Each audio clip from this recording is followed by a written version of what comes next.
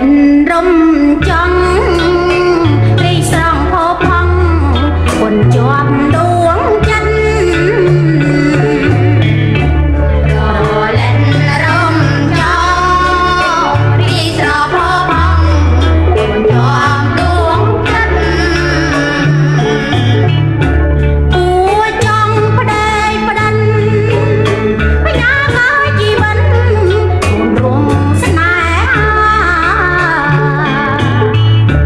của trong phải đây phải đành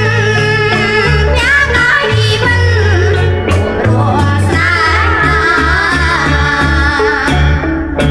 cội quân từ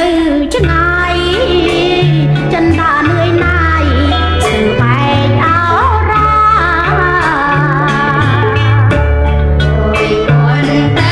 chân ai chân ta nơi này sự phải áo ra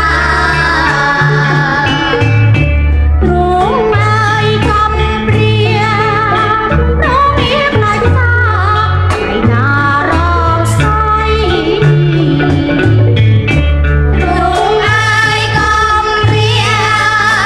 nó biết là sao ngày nào rau say